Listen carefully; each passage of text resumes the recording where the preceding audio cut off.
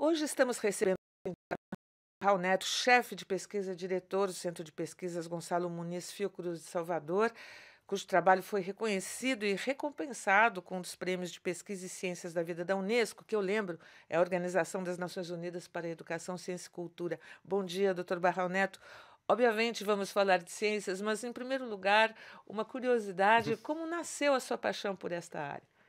Bom dia, Letícia. Na verdade, eu não sei exatamente quando começou comecei a gostar de ciências, mas em termos de ciência da saúde, medicina tropical, essas áreas, foi já no curso médico. Essa é uma área bastante forte na Bahia e me atraiu muito o grupo que trabalhava nessa área lá. O senhor foi premiado por suas pesquisas sobre leishmaniose e malária, doenças transmissíveis. Como é hoje o mapa desses males no Brasil? Todas as duas doenças são importantes no Brasil. Na verdade, no caso da leishmaniose, o Brasil tem o maior número de casos da América Latina. A da leishmaniose nas Américas é diferente do Oriente Médio, então isso tem uma importância grande do Norte da África, então tem uma importância grande entender a leishmaniose no Brasil. E é um dos países em desenvolvimento que mais produz ciência nessa área. Ela é transmitida por um E isso complica, na inseto. verdade, as duas enfermidades, tanto a leishmaniose quanto a malária. Todas as duas são transmitidas por insetos vetores. E isso complica muito o controle, é sempre muito difícil, não se pode, evidentemente, desmatar tudo para eliminar os vetores, e mesmo quando isso acontece, eles acabam aprendendo a viver nas cidades. E é muito mais difícil o controle em doenças que são transmitidas por inseto.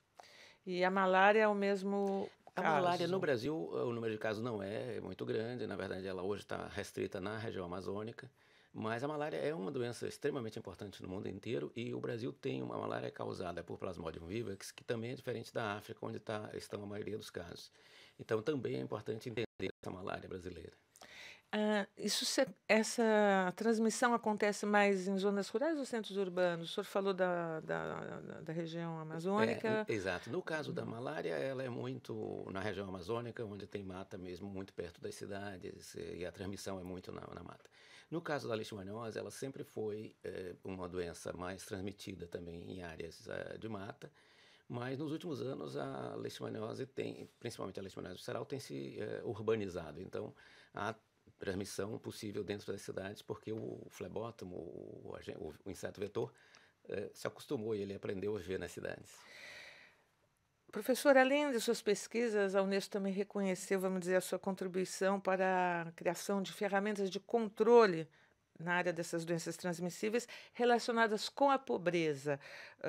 O senhor poderia falar um pouco sobre isso? Todas as duas doenças estão relacionadas com populações negligenciadas, populações que não têm um atendimento adequado. No caso da leishmaniose, o que nós trabalhamos muito e que é um aspecto interessante do grupo, que distingue um pouco dos outros, é que nós trabalhamos muito com a saliva do inseto vetor, com a saliva do flebótomo, que transmite a leishmaniose. Isso em dois sentidos. Um, a ideia de desenvolver uma vacina, porque a saliva facilita o estabelecimento da leishmania no homem, e o outro como uma ferramenta de controle para identificar onde o homem está sendo mais picado em termos geográficos, para dirigir as medidas de controle, porque como eu disse, quando tem um vetor envolvido, complica o controle. Então é importante saber exatamente onde está ocorrendo a transmissão, quais são as populações mais expostas à picada. Então, nesse sentido de desenvolver um instrumento de detectar essa transmissão é onde o grupo tem trabalhado bastante. Como o Brasil se posiciona hoje em nível internacional nessa área de pesquisas científicas, professor? O Brasil tem um papel importante na malária, que não é a doença principal entre as doenças parasitárias brasileiras, mas o Brasil tem muito essa contribuição para a compreensão da malária causada pelo Plasmodium vivax. Mas no caso da leishmaniose, o Brasil já é, nos últimos anos, o país que mais produz cientificamente no mundo inteiro. Então, tem uma liderança mesmo na produção científica na área das leishmanioses. E o senhor tem novos projetos de estudo depois de receber também esse prêmio, que é algo bastante Na relevante? verdade, um trabalho hoje em ciência da vida, em pesquisa na área médica, é um trabalho de um grupo muito grande. Eu estou sendo assim distinguido com essa homenagem, mas na verdade é uma homenagem para um grupo inteiro. E evidentemente que há vários projetos em andamento que continuamos buscando a vacina. Não existe nenhuma vacina contra parasito até hoje no mundo inteiro. Então não é uma tarefa fácil, essa tarefa deve demorar ainda até as gerações que vão me seguir aí, eu acho que pelo menos mais os ex-alunos vão continuar isso, e essas medidas de controle. Então há muita coisa ainda a ser feita, mesmo nessas doenças que já trabalhamos há tantos anos.